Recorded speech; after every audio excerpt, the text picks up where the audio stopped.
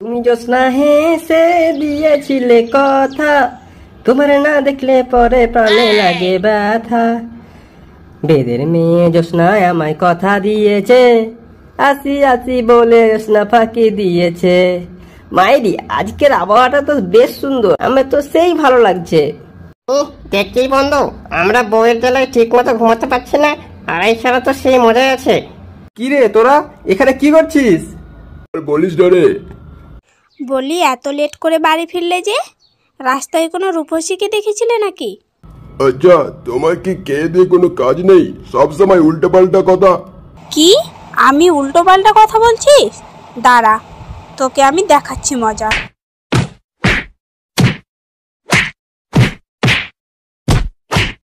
তোর কি হয়েছিল বল আমাকে।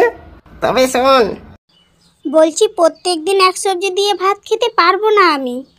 না খেতে পারবে তা আমার মাথাখানা খেয়ে যত সব। তবে রে মুখ পড়া, আমার সঙ্গে এমন ভাবে কথা?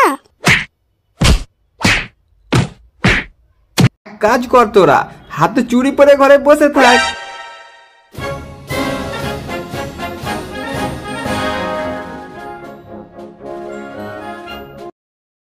বুঝলি বন্ধু, এত অপমান আমি মাথা পেতে নিতে পারছি না। কি আর করবি বল, নিজের বউই তো ভালো না, তা আর পরের দোষ দিয়ে লাভ কি হবে? তবে শিয়ালকে কিভাবে জব্দ করতে হয় আমাদেরকে বুদ্ধি বার করতে হবে। আইসক্রিম নাও, আইসক্রিম, খুব টেস্টি টেস্টি আইসক্রিম। আইসক্রিম খেয়ে যাও, আইসক্রিম। দেখতো বন্ধু, আমাদের দুজনকে আইসক্রিম।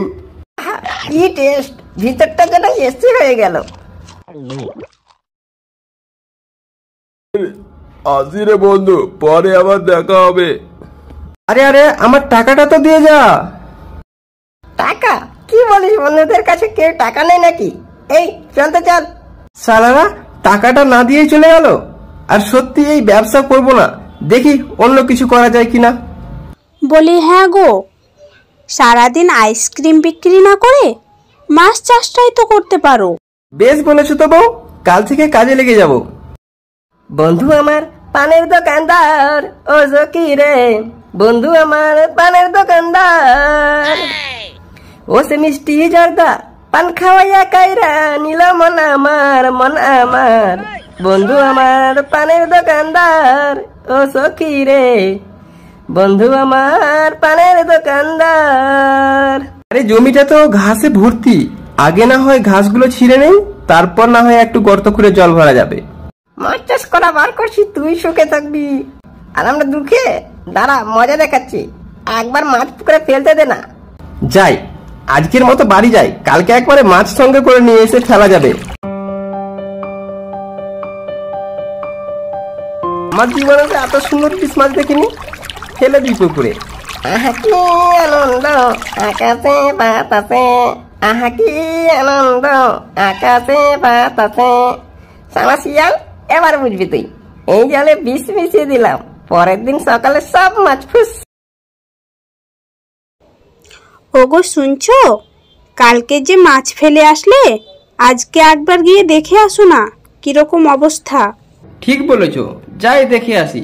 এ কি সর্বনাশ হয়ে গেল আমার, সব মাছ যে মরে গেছে। আল্লাহ, এবার আমার সংসার কিভাবে চলবে? আমরা যে না খেয়ে মারা যাব।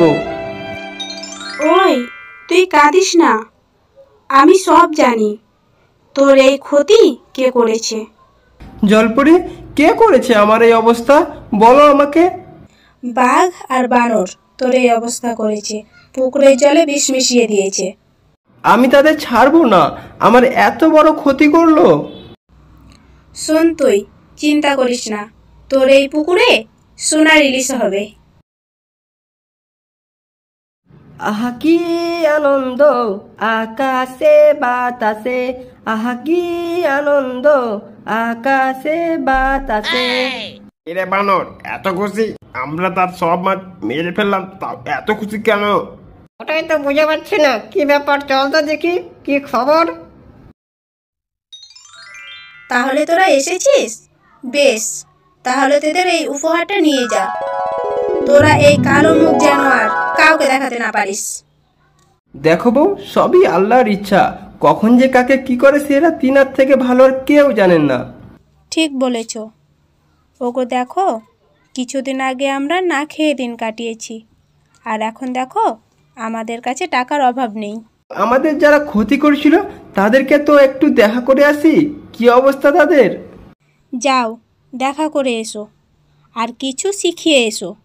বলে দিও যে আল্লাহ বলে কেউ একজন আছে, অন্যের ক্ষতি করতে চাইলে নিজের ক্ষতি হবে।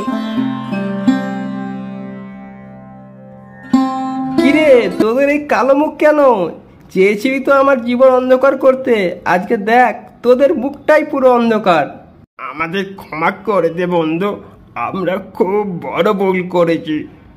হ্যাঁ রে বন্ধু, তাই আজকে আমরা এই সাজা পাচ্ছি, আমাদের ক্ষমা করে দে বন্ধু। ক্ষমা একজনই করতে পারেন, সে হলো মহান আল্লাহ। চলি রে বন্ধু, ভালো থাকিস তোরা।